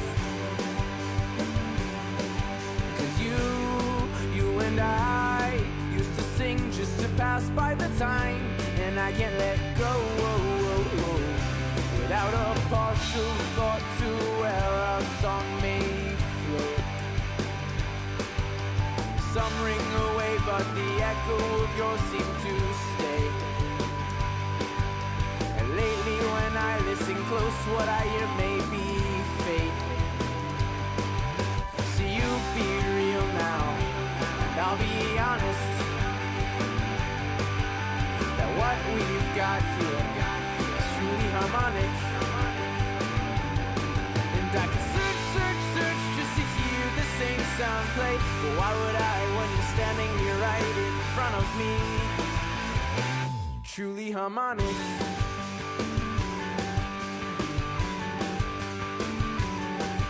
Oh, you've got me good. It's a concept I just can't refuse. But you had to see through what seemed without flaw.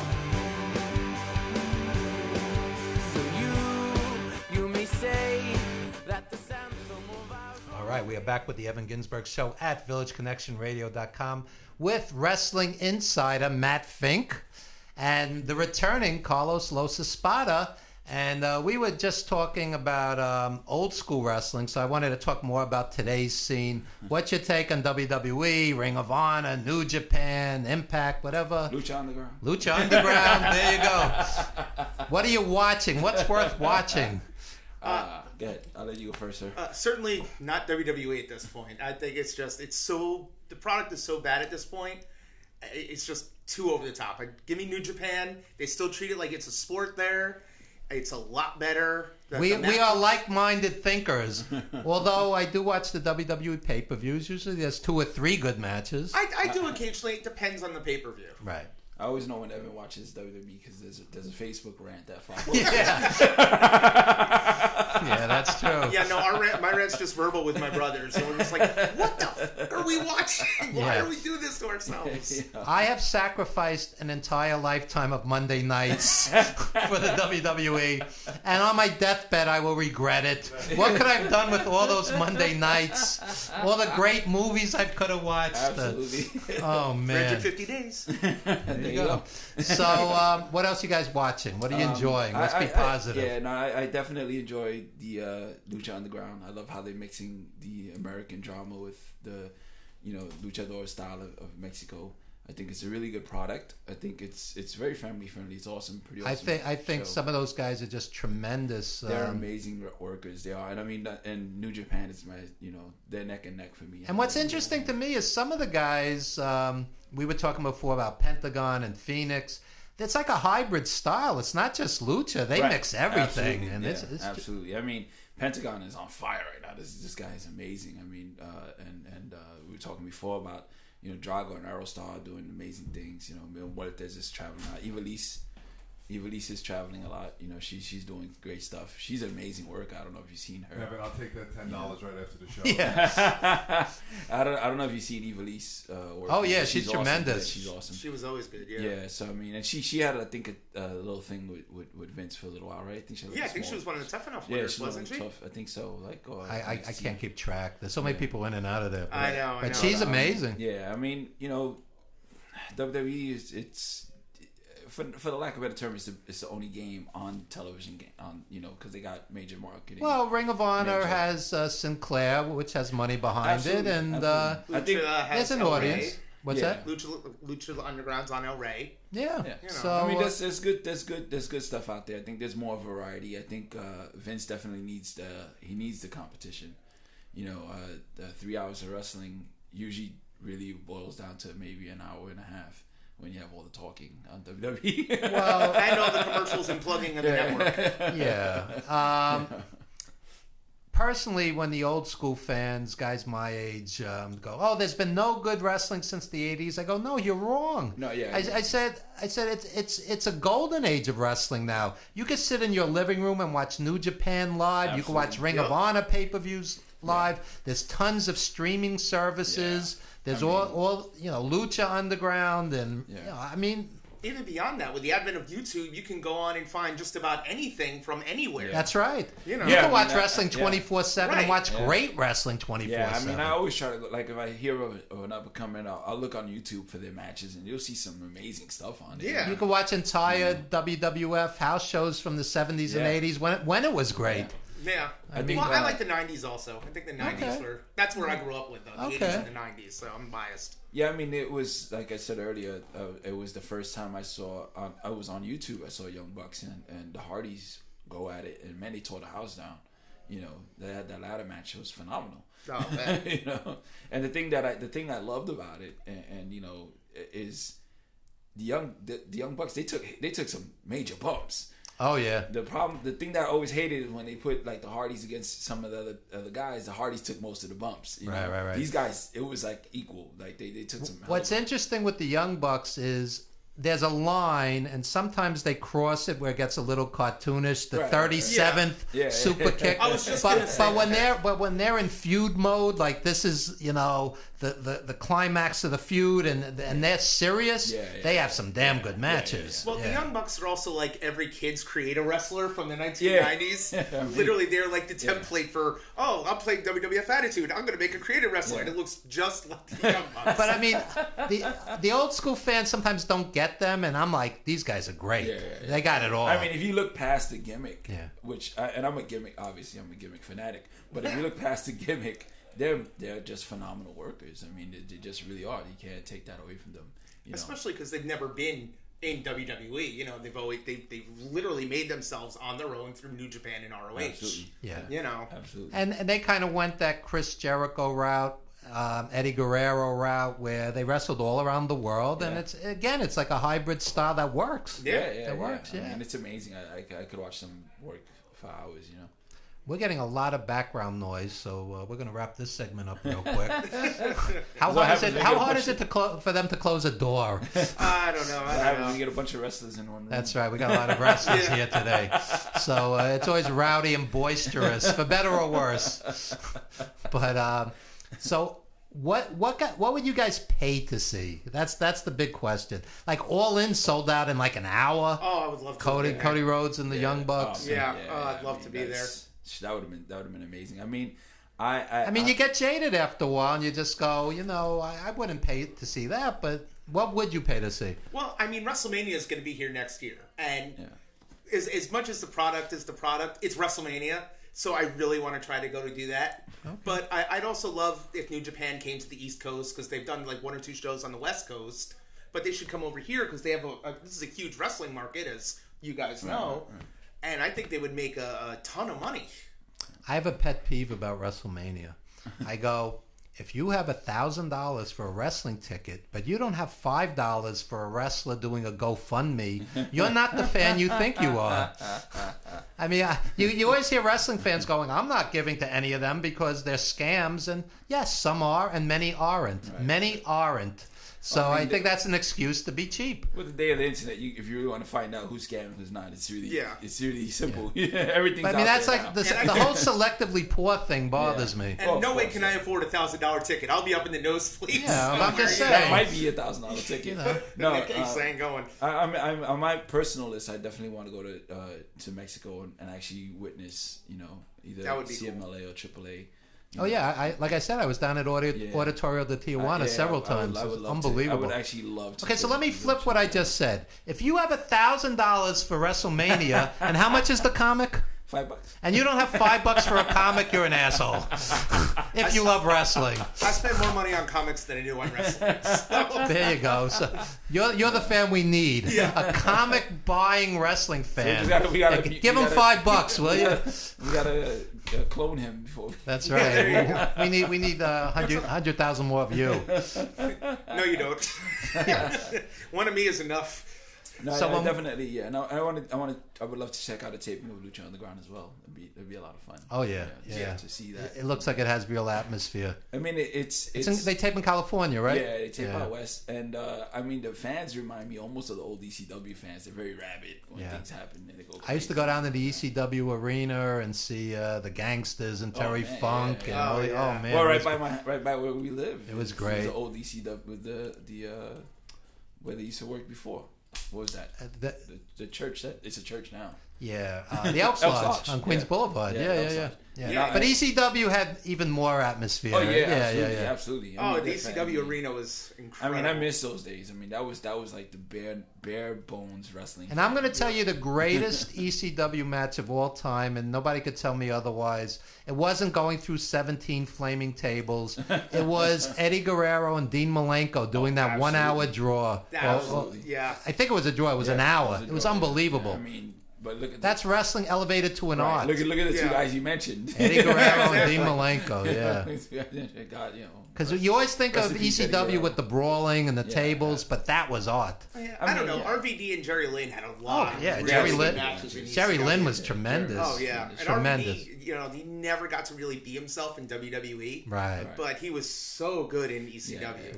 Well, it's funny because that's what we were just talking about. Somebody said, Pentagon Jr. needs to go to WWE. I said, no, he doesn't. No. Yeah. I said, they don't know. They wouldn't know what to do with him there. No. I would guesstimate that WWE wastes 3 out of 4 guys.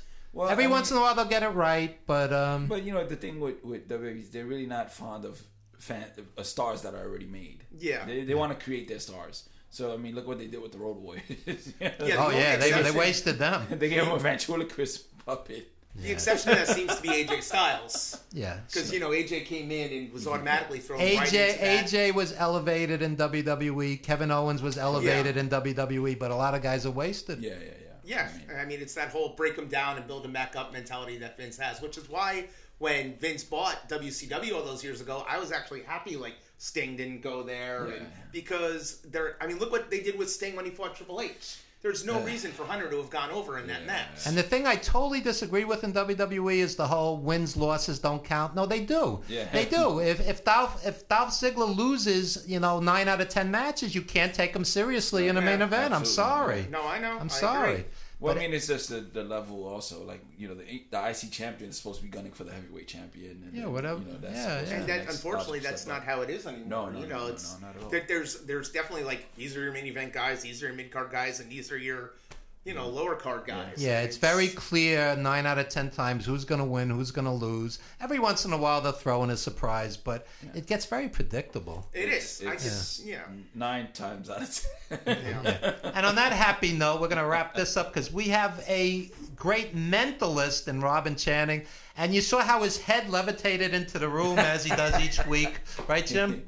So that was his first trick, but we're going to bring him back. I thought he was Ricky Steamboat at first. Yeah. So, and we're Would you like to work with him? Sure, I think it would be very colorful with the mask. It would work. He's got like a mirror tie. It works. That's right. That's right. So when we come back, we're going to do magic and mentalism with the wrestlers. This is going to be colorful. Don't you dare go anywhere. More of the eclectic mix known as the Evan Ginzburg Show at Village Connection Radio in just one moment. And support Supergroup Go. $5. Come on. There you go.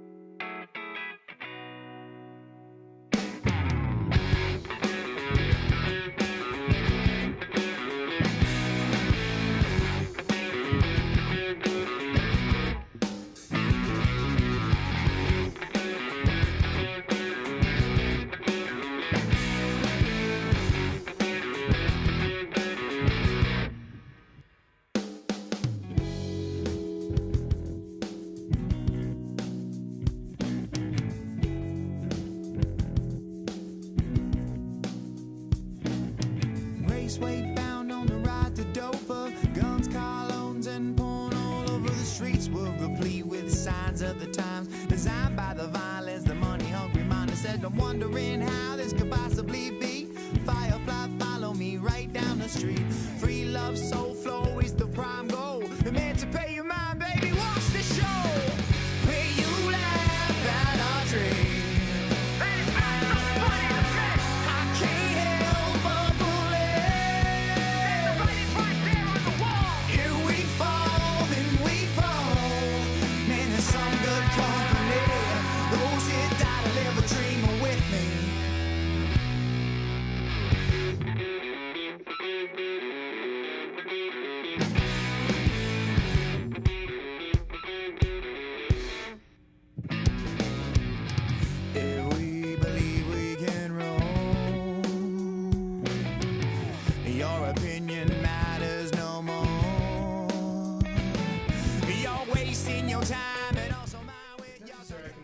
All right, we are back with the Evan Ginzburg Show at villageconnectionradio.com. And I just want to very quickly tell people to check out ProWrestlingStories.com for the best in wrestling history.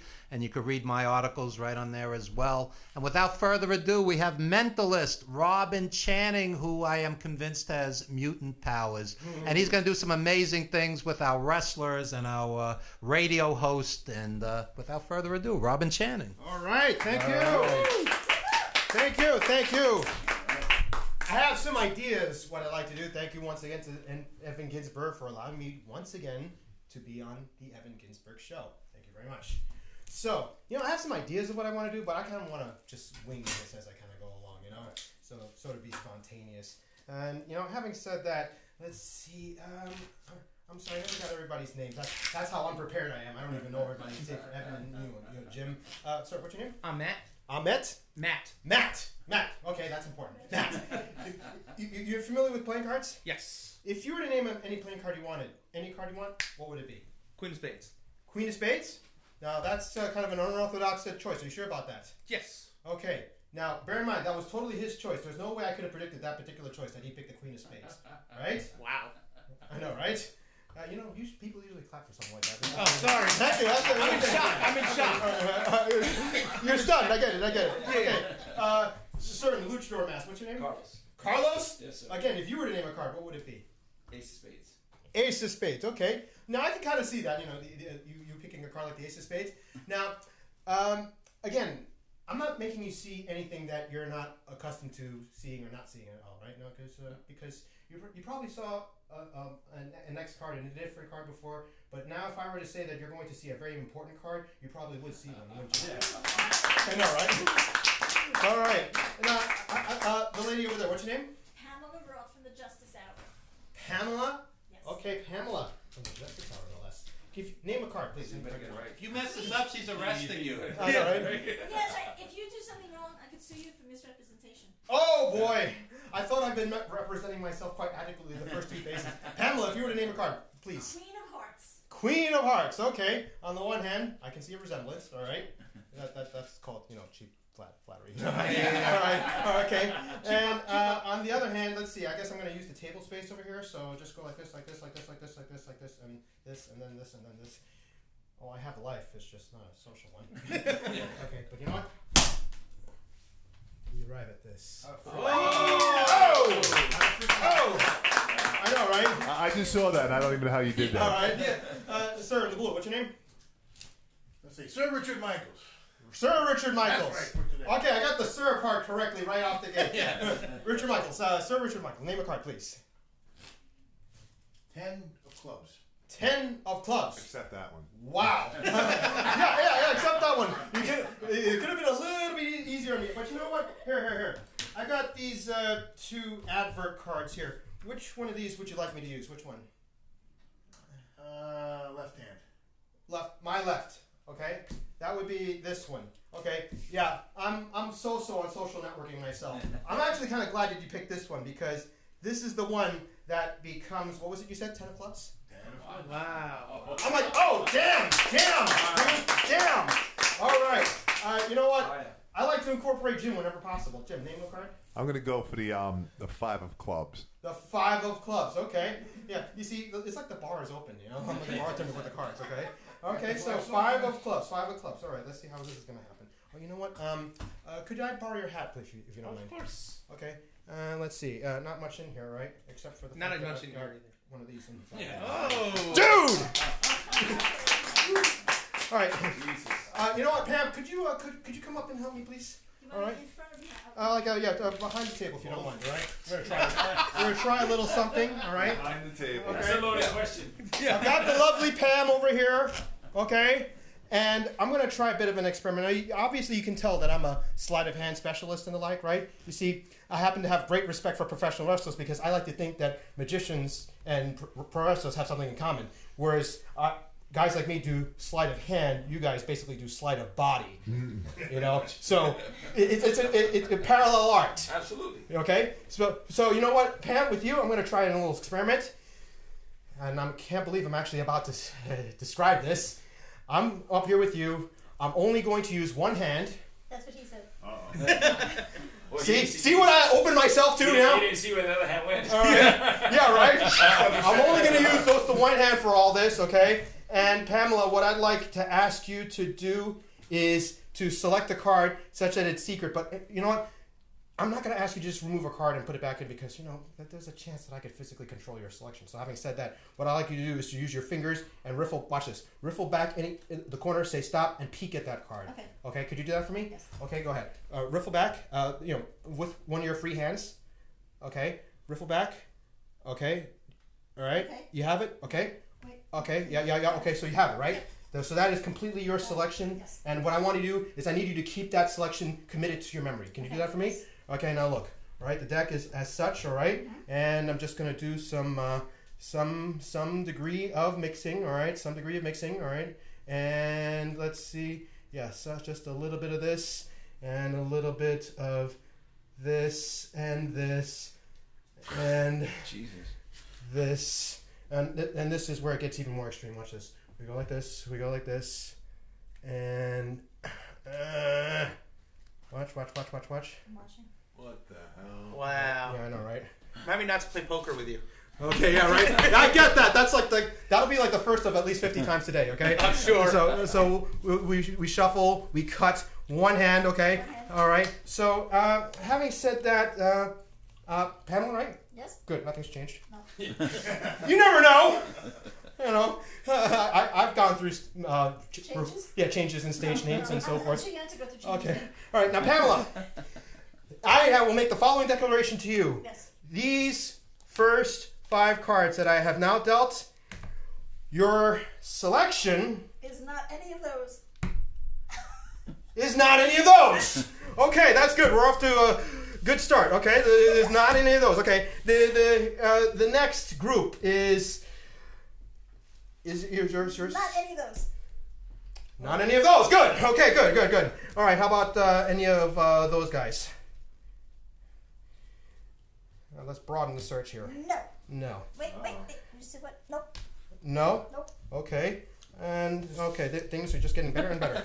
All right. And How about this and this and this and this and this and this and that and that and that and that? And anything so far? No. No. Okay, how about that and that and that and that and that and that and that and that and that and that? Anything? No? Nope. Damn. It's gotta be his other hand. Well, when I did say that this would be a demonstration with one hand, but I never actually said which hand. Pam, you've kept this card in the vault of your mind up until this very moment. Yes. For the first time, name the card that you were thinking of. 10 of diamonds. And it looks like this, doesn't it? Oh. Whoa. Damn!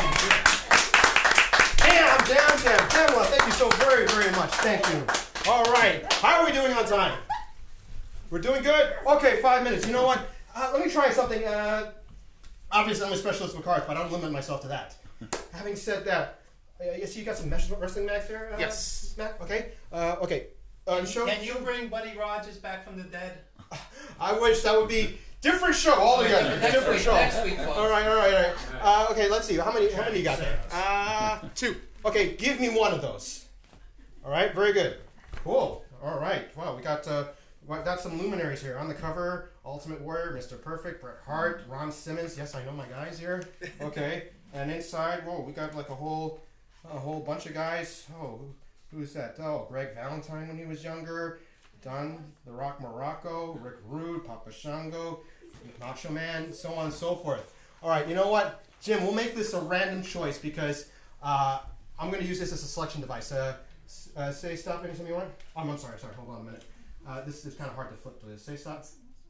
Say stop. Stop. Okay. Say stop. Okay, Jim. Could you see the page number on that? Could you just see it? Don't announce it. But what's the page number down there on the left side? Wow. I suck. Okay. You saw the page number? Mm-hmm. Okay. Does it matter that there is no page number on the left, but there is on the right? Yeah. I guess. Hold on. Yeah, I guess it doesn't matter. But yeah, as long as it's on the right side. Okay. You know what? Yeah. As a matter of fact, for the first time, tell Matt here what the page number is. Out loud? Out loud, yeah. 24 was the left-hand side. All right, 24. Okay, so could you do me a favor? On your magazine, open to page 24, all right? Okay? And don't let me look. Jim, make sure... Oh, dude, you got mirrors over here. Yeah. Make sure I don't see, okay? All right? Okay. And Matt, tell me when you're on page 24. I'm on page 24. Okay, good. You're on page 24. And don't go for any words this time. Go for pictures. Look at page 24. Get a sense of which pictures stand out on that page, okay? Okay. All right. Do you have them in mind? Yes. Okay. Close the magazine when you're done. All right. Look at me. All right. Now, obviously, we're dealing with wrestlers. Obviously. All right. And based on the vintage, we know this goes back like decades, like 80s, 70s maybe, right? 80s, thereabouts? Yeah, thereabouts. 80s. Okay. All right. So 80s. These aren't, no offense to guys like Tito Santana and Rick Martel, but the guys that you're thinking of, the images you're thinking of, they're wrestlers of a higher tier, maybe main event level? Yes. Good, okay. More than 2 guys? Yes. They've been rivals? Yes. They're known for being really bright, colorful, and flamboyant? Yes. Really big headliners, they main event, they draw the ticket sales and so forth, yes? Yes. And top of their promotions? Yes. One of them has had a mask at one time, is that right? Yes. But that's much later in his career. Yes. Because he has been known for something on his face, but only briefly a mask, but for the most part facial hair? Yes. Okay. Both of these guys are known for being blonde? Yes. One is significantly bigger than the other? Yes. The other is known for technique? Yes. All right. I'm getting the sense that well, I can't even say one's bigger than the other because that's really open to argument. But wow. This is gonna, I shouldn't say wow. You know why? Because for one of those guys, I should be saying woo. Yes. As in one of them is Ric Flair that you're thinking of? Yes. Good. The Nature Boy himself. But the other guy you're thinking of, on an episode of Monday Nitro, back when WCW was on the air, did an impression of Flair, did he not? I believe he might have. Yeah. He might have, yeah. Even though he had the facial hair and all that, but he still did the woo thing. And he's also known for commandments, right? Saying prayers, eating vitamins, and so on and so forth. Yes. Hulk Hogan? Yes. Oh, man. Give it up! Oh, man. Whoa! I just win that one. I just found... You just found those magazines. I just figured, go for it. All right. How was that? That was awesome. Woo! Was that mental or was that mental? Okay. So, how was that? That was good? That's good. Okay, good. I'll give it back to Evan Ginzburg, and thank you guys for having me. Awesome. Thank you. That was awesome. Woo! Woo! Yeah. All right, we bring the chaos here at Village Connection Radio. And we just want to thank all our guests and Robin Channing, the great mentalist. And come on down 3 p.m. today. Marty Jannetty, Butcher Blackwell, Sir Richard Michaels, big autograph signing with free food. That's a draw. Free food. So come on down. 11 Lake Place, Huntington. We'll be waiting for you. That's right. And you'll meet all these gentlemen who just did the show, and it'll be a lot of fun. And that's right. So just want to thank our sponsors, Frederick Gilbert Bourne, Forgotten Titan of the Gilded Age, Timothy Dark, TimothyDarkMusic.net, Dr. Scott Bernstein, DDS, and of course we want to thank Jim Savali for the forum, VillageConnectionRadio.com, and check out 300. That's right, Monty and the Pharaoh. You can meet them too, and if you're really lucky, they'll take off their sunglasses. So you'll see bloodshot eyes. that's right. And don't forget, 350 days, July 12th, Superstar Billy Graham, Bret Hart, nationwide, fathomevents.com. And 350 days, themovie.com. Yours truly, the associate producer. Check that out. I'll be on screen interviewing J.J. Dillon following the movie. So check that out. We're going to have a big premiere in Manhattan in one of the theaters. We'll be announcing that shortly as well. Press conference here at Village Connection Radio, nice. June 25th from 5 to 7 p.m. So media, get in touch with us, and we'll get one or two of the legends down here as well. So... a lot of big things happening at Village Connection, especially today, 3 p.m. Marty Jannetty, you don't want to miss it. Come on down, folks. And that'll about do it. Evan Ginzburg for Jim Savali, Village Connection, and all our great guests. Thank you so much. Catch you next week. Same time, same bat channel. Thank you. All right.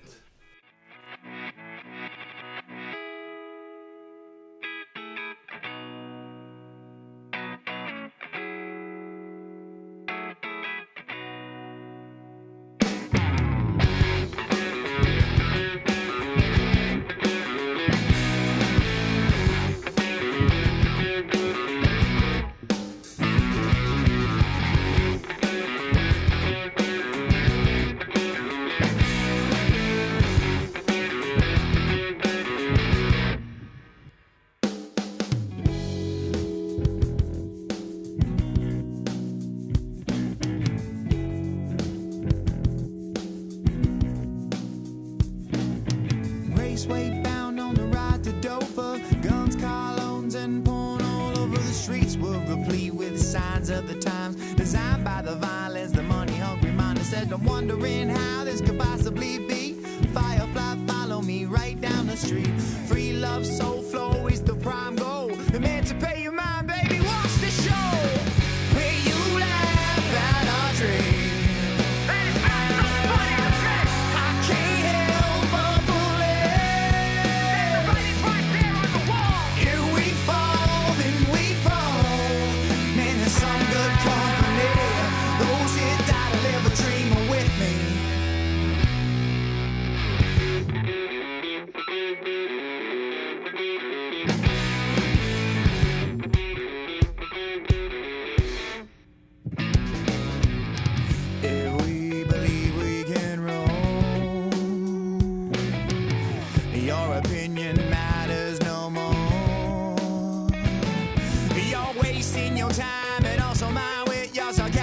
Disbelief.